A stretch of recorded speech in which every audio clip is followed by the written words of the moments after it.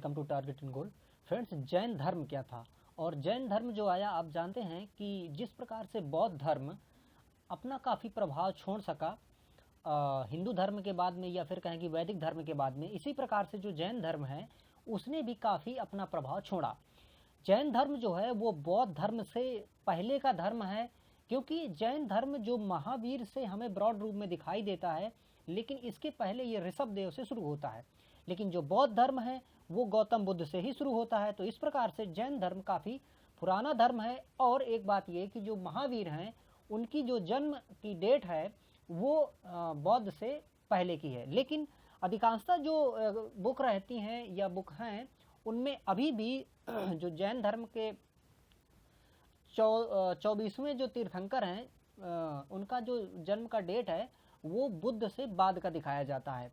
तो ये सारा जो भी आज का कंटेंट रहेगा, तो आप जैसा जान रहे हैं कि हम डिस्कस कर रहे हैं घटना चक्र पॉइंटर, और इसमें से एंशिएंट हिस्ट्री हम पढ़ रहे हैं। तो चलिए शुरू करते हैं आज का टॉपिक जो है कि जैन धर्म। तो जैन धर्म देखिए, इसकी जो शुरुआत हुई तो सबसे पहले इसके संस्थापक थे ऋषभदेव। अब ये जो ऋषभदेव थे ये ऐसे हैं कि इनका ऐतिहासिक साक्ष्य हमारे पास नहीं है, लेकिन फिर भी इनके क्रम में कहीं ना कहीं इनकी जो शुरुआत है मानी जाती है कि ऋषभदेव से हुई है। ऋषभदेव प्रथम तीर्थंकर थे। इसके बाद में जो 24वें तीर्थंकर हुए, 24वें तीर्थंकर महावीर हुए। महावीर ही इसके मुख्य वो माने जाते हैं जिन्होंने इस धर्म को काफ़ी ऊंचाइयों तक पहुंचाया। तो देखिए, जो महावीर हैं इनकी जन्म अगर पुरानी किताबों में आप देखेंगे तो आपको मिलेगा 540 ईसा पूर्व। ठीक है, ये पुरानी किताबों में होगा। लेकिन अब जो नई एनसीईआरटी किताब हैं उनमें आपको अब दिखाई देगा 599 ईसा पूर्व, जो कि एकदम सही है। क्यों? क्योंकि जो महावीर का जो कार्यकाल रहा है वो बौद्ध से पहले का रहा है। तो इसलिए यहाँ पर ये 599 ईसा पूर्व जो है वो सही डेट है। तो ये बात हमें ध्यान रखनी है। जो महावीर थे इनका जो जन्म है वो कुंडग्राम, वैशाली के निकट एक कुंडग्राम है, वहाँ पर हुआ था। और इनकी माता जो थी, त्रिशला नाम था इनका, वो त्रिशला, और इनके पिता जो थे वो सिद्धार्थ थे। तो ये उस समय के इनके मतलब माता पिता और इनका जन्म, ये सब इनकी जो उस समय की स्थितियाँ थी ऐसी थी। इसके बाद फिर इनकी शादी भी होती है। शादी के होने के बाद इनको एक बच्ची भी होती है। इसके बाद फिर ये 30 वर्ष की उम्र में अपना घर का त्याग कर देते हैं अपने बड़े भाई की अनुमति लेके। इसके बाद ये तपस्या करते हैं और फिर इन्हें ज्ञान प्राप्त होता है। जैन तीर्थंकर पार्श्वनाथ मुख्यतः संबंधित है वाराणसी से। देखिए, ये जो पार्श्वनाथ हैं तो पार्श्वनाथ वाराणसी से संबंधित हैं, क्योंकि बनारस के ही ये रहने वाले थे एक्चुअली, इसलिए ये पार्श्वनाथ जो हैं बनारस से संबंधित हैं। महावीर स्वामी का जन्म जैसा कुंडग्राम में हुआ था, और इनकी जो मृत्यु है वो कहाँ पे? पावापुरी में हुई थी। तो महावीर की मृत्यु पावापुरी में हुई थी। तीर्थंकर शब्द जो है इसका संबंध जैन धर्म से, और तीर्थंकर का मतलब ये होता है कि इस भव सागर से पार करने वाला, उसे कहते हैं क्या? तीर्थंकर। जैन तीर्थंकरों के क्रम का अंतिम जो तीर्थंकर रहे वो महावीर थे, जो कि 24वें तीर्थंकर कहलाते हैं, या 24वें तीर्थंकर थे। चंद्र प्रभु, नाथ मुनि, नेमी तथा संभव में से वह जो जैन तीर्थंकर नहीं है वो है नाथ मुनि। तो नाथ मुनि जो है वो जैन तीर्थंकर नहीं है। बाकी यहाँ पर चंद्र प्रभु हैं, इसके बाद नेमी है, नेमी नाथ भी कहते हैं इनको, संभव, ये सारे क्या हैं कि इस जैन धर्म के तीर्थंकर रहे हैं। प्रभासगिरी जिनका तीर्थ स्थल है वो है जैन, मतलब कि प्रभासगिरी जो है इनका तीर्थ स्थल जो रहा है वो है एक जैन, मतलब जैन धर्म से ये संबंधित हैं। जैन धर्म में पूर्ण ज्ञान, इसको क्या कहते हैं? पूर्ण ज्ञान को कहते हैं कैवल्य, और कैवल्य इनकी उच्चतम स्थिति है, जिसके बाद ये माना जाता है कि व्यक्ति ने वो सब पा लिया जो संभव है इस संसार में। त्रिरत्न सिद्धांत, जिसमें से कि सम्यक धारणा, सम्यक चरित्र और सम्यक ज्ञान, ये संबंधित है किससे? जैन धर्म से। तो जैन धर्म के जो त्रिरत्न सिद्धांत हैं उनमें सम्यक धारणा, सम्यक चरित्र और सम्यक ज्ञान संबंधित हैं, या ये हैं। अणुव्रत सिद्धांत, अणुव्रत सिद्धांत जो है वो जैन धर्म से संबंधित है। अब देखिए जैन धर्म के जो उस तरह के सिद्धांत हैं उनमें से जैसे हम कहें अहिंसा, सत्य, अस्तेय, अपरिग्रह और ब्रह्मचर्य, तो ये जैन धर्म के मुख्यतः 5 सिद्धांत हैं, जिनमें से जो ब्रह्मचर्य है वो महावीर द्वारा जोड़ा गया था। लेकिन इसमें से इन्होंने अणुव्रत का भी कंसेप्ट रखा। तो अणुव्रत क्या था? अणुव्रत वो था जो गृहस्थ जीवन जी रहे हैं उनको इनका पालन करना पड़ता था। अणुव्रत में थोड़ी सी कहीं ना कहीं मतलब कि छूट दी जाती थी लोगों को, लेकिन जो सीधे सीधे जो 5 व्रत थे जिसमें से सत्य, अहिंसा, अपरिग्रह, अस्तेय और ब्रह्मचर्य थे, तो जो साधु थे उनको वो पूरी तरह से मानना होता था। लेकिन अणुव्रत में इसकी थोड़े से लाइबिलिटी कहीं ना मतलब थोड़ा सा लिबर्टी दे दी जाती थी, थोड़ा सा छूट रहती थी। स्यादवाद का सिद्धांत किससे संबंधित है? ये संबंधित है जैन धर्म से। स्यादवाद क्या है? देखिए जो स्यादवाद है इसको अनेकांतवाद भी कहते हैं, और स्यादवाद का मतलब ये है कि वो है भी और नहीं भी है। इसको सप्तभंगनीय भी कहते हैं, क्योंकि इसमें से 7 चीजों को उन्होंने रखा था। उसमें से ऐसे है कि जैसे वो है, नहीं है, हो सकता है, नहीं भी हो सकता है लेकिन कहा नहीं जा सकता, नहीं है लेकिन कहा नहीं जा सकता। तो इस प्रकार से 7 इन्होंने बात कही थी, जिसको स्यादवाद या फिर अनेकांतवाद कहा जाता है। स्यादवाद और अनेकांतवाद जो है एक्चुअली ये नास्तिक और आस्तिक दोनों की अवधारणाओं को रिजेक्ट करते हुए इस धर्म में इस स्यादवाद को जोड़ा गया था। जैन धर्म के अनुसार सृष्टि की रचना एवं पालन पोषण जो है वो सार्वभौमिक विधान के हिसाब से होता है। इसका मतलब ये है कि ऐसा कोई ईश्वर नहीं है जो इस सृष्टि को चला रहा है, बल्कि सृष्टि खुद में अपने आप से इतनी परिपूर्ण है, परिपक्व है कि उसका निर्माण, सृजन और उसका विघटन कंटिन्यूअस ऑटोमेटिक होता जा रहा है और हो रहा है। ये सार्वभौमिक सिद्धांत का विधान कहलाता है। अनेकांतवाद बौद्ध मत, जैन मत, सिख मत तथा वैष्णव मत में से किससे संबंधित है या किसका क्रोध सिद्धांत है? तो फ्रेंड्स अनेकांतवाद या स्यादवाद किससे संबंधित है? जैन मत से संबंधित है। बौद्ध धर्म, जैन धर्म, हिंदू धर्म तथा इस्लाम में से वह धर्म जो विश्व विनाशकारी प्रलय की अवधारणा में विश्वास नहीं करता है वो जैन धर्म। जैन धर्म ये नहीं मानता है कि ये इस तरह से विश्व का प्रलय हो गया, विश्व फिर पैदा हुआ, जिस प्रकार से सारे धारणाओं में माना जाता है, चाहे वो इस्लाम धर्म हो या हिंदू धर्म हो या फिर ईसाई हो, उनमें ये माना जाता है कि ये पृथ्वी की इस तरह से मतलब विनाश हो गया फिर वो हुआ। लेकिन जैन धर्म ऐसा नहीं मानता। वो मानता है कि ये जो है सृष्टि शाश्वत है और ये शाश्वत लंबे समय से चली आ रही है और लंबे समय तक चलती रहेगी। ये जैन धर्म का सिद्धांत है। जैन धर्म का आधारभूत जो बिंदु है वो अहिंसा है। ये अहिंसा को बहुत ही ज्यादा वरीयता देते हैं। हालांकि बौद्ध धर्म में भी अहिंसा को वरीयता देता है, लेकिन जैन धर्म ज्यादा वरीयता देता है। यापनीय एक संप्रदाय है, ये जैन धर्म का एक संप्रदाय है। 12 अंग, 12 उपांग, 14 पूर्व तथा 14 उपपूर्व में से वह जो सबसे पूर्वकालिक जैन ग्रंथ हैं वो हैं 14 पूर्व। तो 14 पूर्व जो हैं ये जैन धर्म के मतलब सबसे पहले के ग्रंथ माने जाते हैं, जिनमें से जैन धर्म के बारे में काफी ज्यादा ज्ञान या फिर कहें इनके जो भी सिद्धांत हैं उनमें काफी कुछ हमें सीखने को मिलता है। प्रारंभिक जैन साहित्य जिस भाषा में लिखे गए हैं वो है अर्धमागधी। तो देखिए जैन धर्म हो या फिर बौद्ध धर्म हो, इनकी कोशिश ये रही है कि जो साधारण जन की भाषा है उसको ही हम अपने व्याख्यानों में लाएं, अपनी किताबों में लाएं, ताकि कोई भी बात जो कि काफी रहस्यमयी जैसी लगती है वो आसानी से लोगों तक पहुंच सके। चंपा, पावा, संवेद शिखर तथा ऊर्जयंत में से वह स्थान या वह स्थल जो पार्श्वनाथ से संबंध होने के कारण जैन सिद्ध क्षेत्र माना जाता है वो है संवेद पर्वत, क्योंकि संवेद पर्वत पर यह माना जाता है कि वहां पर पार्श्वनाथ की क्या है, समाधि स्थल है। थेरी गाथा, आचारांग सूत्र, सूत्र कृत्यांग तथा बृहत कल्प सूत्र में से वह जो आरंभिक जैन साहित्य के भाग नहीं है वो है थेरी गाथा। थेरी गाथा जो है वो जैन साहित्य के प्रारंभिक कंसेप्ट या फिर कहें प्रारंभिक सूत्र वो नहीं है।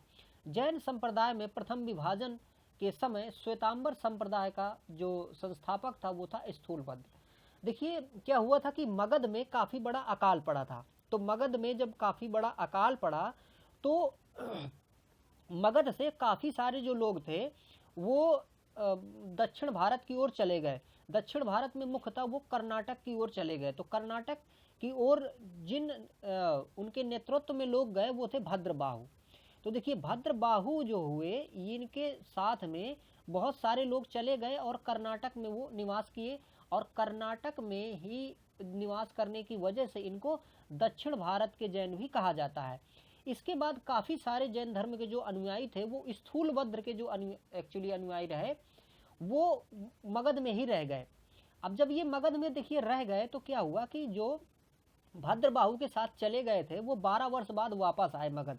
तो जब 12 वर्ष बाद वापस आए तो मगध में कुछ परिवर्तन हो गए थे। तो कुछ परिवर्तन ऐसे हुए कि जो स्थूल भद्र के जो साथ वाले लोग थे उन्होंने कुछ चीज़ें अडॉप्ट की थी, क्योंकि भाई जब अकाल पड़ जाएगा और कई तरह का वो हो जाएगा तो बदलाव थोड़े से आवश्यक हो गए। तो इसलिए स्थूल भद्र ने श्वेत कपड़ा पहनना और ये सारी चीज़ें इन्होंने शुरू कर दी। तो इससे भद्रबाहु और स्थूल बाहु के बीच में क्या हो गया कि विभेद हो गया, और यहाँ पर दो भाग बट गए जैन धर्म के, जिसको हम श्वेतांबर और दिगंबर के नाम से जानते हैं। तो जो अनुयायी भद्रबाहु के साथ गए थे उनको हम दिगंबर कहते हैं, और जो स्थूल भद्र के साथ में रह गए थे उनको हम श्वेतांबर कहते हैं, जो कि श्वेत वस्त्र धारण करते हैं। महावीर का प्रथम अनुयायी कौन था? जामाली। ये जामाली एक्चुअली उनका दामाद था। वह जैन सभा जिसमें अंतिम रूप से श्वेतांबर आगम का संपादन हुआ वो थे पाटलिपुत्र। तो पाटलिपुत्र में एक जैन सभा हुई थी जिसमें से श्वेतांबर आगम का संपादन किया गया था। सत्य कथन है इस प्रकार से कि देखिए जो गौतम बुद्ध हैं उनकी माता कोलीय वंशी थी, महामाया जो थी वो कोलीय वंशी थी, लेकिन हमने पिछले वाले वीडियो में डिस्कस किया था कि वो उनके जन्म के कुछ ही समय बाद उनकी मृत्यु हो गई थी, इसलिए उनका पालन पोषण उनकी मौसी प्रजापति गौतमी ने किया था। जैन धर्म के 23वें तीर्थंकर पार्श्वनाथ थे और 24वें हम जानते हैं कि महावीर थे। प्राचीन जैन धर्म के संबंध में सत्य कथन इस प्रकार से हैं। भद्रबाहु के नेतृत्व में दक्षिण भारत में जैन धर्म का प्रचार हुआ। तो भद्रबाहु के साथ में चले गए थे जो लोग, तो दक्षिण भारत में उनका प्रचार हुआ। जैसा हमने पिछले उसमें अभी बताया कि उनको दक्षिण पथी या दक्षिण के जैन भी कहते हैं। पाटलिपुत्र में हुई परिषद के पश्चात जो जैन धर्म के लोग स्थूल बाहु के नेतृत्व में रहे हुए श्वेतांबर कहलाए, और जो भद्रबाहु के साथ में गए थे वो दिगंबर कहलाते हैं। प्रथम शतक ईसी पूर्व में जैन धर्म को कलिंग राजा खारवेल का समर्थन मिला था। तो कलिंग राजा का समर्थन भी इनको प्राप्त हुआ था। जैन सिद्धांत के अनुसार कुछ कथन इस प्रकार से हैं, जो सत्य कथन ऐसे हैं कि कर्म को विनष्ट करने का समुचित मार्ग तपश्चर्या है, ये जैन धर्म मानता है। प्रत्येक वस्तु में चाहे वो सूक्ष्मतम से सूक्ष्मतम कण हो उसमें आत्मा का निवास है। इसका मतलब देखिए यहाँ पर बौद्ध धर्म और जैन धर्म में थोड़ा सा डिफरेंस ये है कि जो जैन धर्म है ये आत्मा को स्वीकार करता है, लेकिन बौद्ध धर्म आत्मा को भी स्वीकार नहीं करता है। हालांकि ईश्वर की स्वीकारता को दोनों अस्वीकार करते हैं, उस ईश्वर की अवधारणा को, कंसेप्ट को वो नहीं मानते हैं। कर्म आत्मा का विनाशक है और आवश्यक इसका अंत किया जाना चाहिए। तो ये मानते हैं कि जो कर्म है, देखिए कर्म को ये ऐसा नहीं मानते हैं कि हम कुछ हाथ पैर ही ना डुलाएं, कुछ काम ही ना करें, ऐसा नहीं। लेकिन कर्म का मतलब ये है कि ऐसे कर्म जिनसे हमारी जो स्मृतियां जुड़ जाती हैं। तो इसलिए अगर यहाँ हम बहुत गहराई पे जाएंगे तो करता हुए भी अकर्ता रह जाना इसका मूल सिद्धांत है। मतलब कि हम कुछ कर रहे हैं लेकिन उसमें हमारा ईगो ना जुड़ा रह जाए, तो करता हुए भी अकर्ता रह जाना इस जैन धर्म का काफ़ी गहरा और महत्वपूर्ण सिद्धांत भी है। समाधि मरण जो है, जिसे संलेखना कहते हैं, ये जैन धर्म से संबंधित है। और जो चंद्रगुप्त मौर्य हैं वो भी इसी समाधि मरण या फिर संलेखना की विधि से दक्षिण भारत में कर्नाटक में जाके उनकी मृत्यु हुई थी। तो ये समाधि इस मरण संबंधित है किससे? जैन धर्म से। सत्य कथन इस प्रकार से हैं। दक्षिण भारत के इक्ष्वाकु शासक बौद्ध मत के समर्थक थे।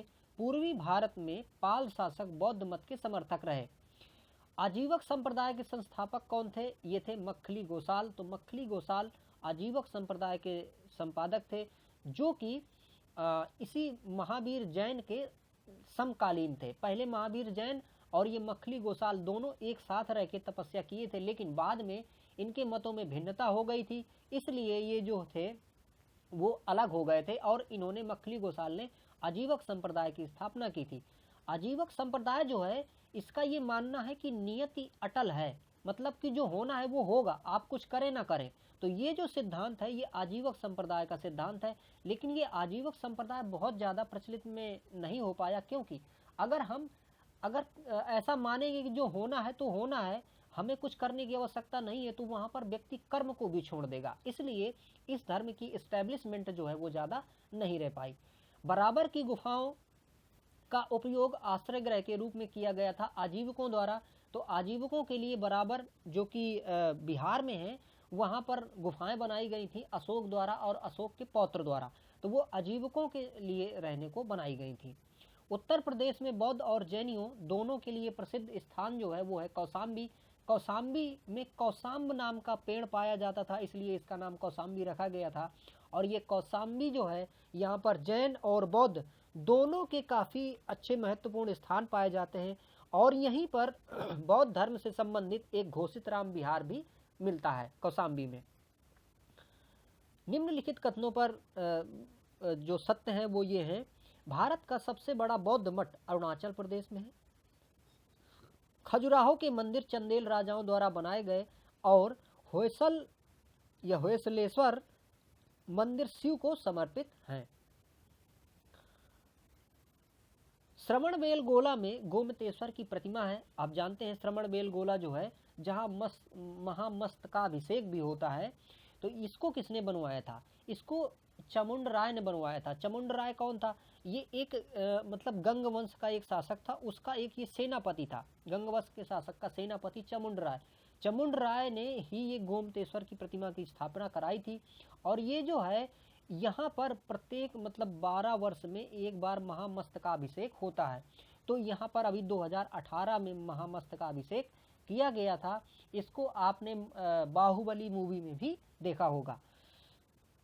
महान धार्मिक घटना महामस्तकाभिषेक संबंधित है, किससे? बाहुबली से संबंधित है।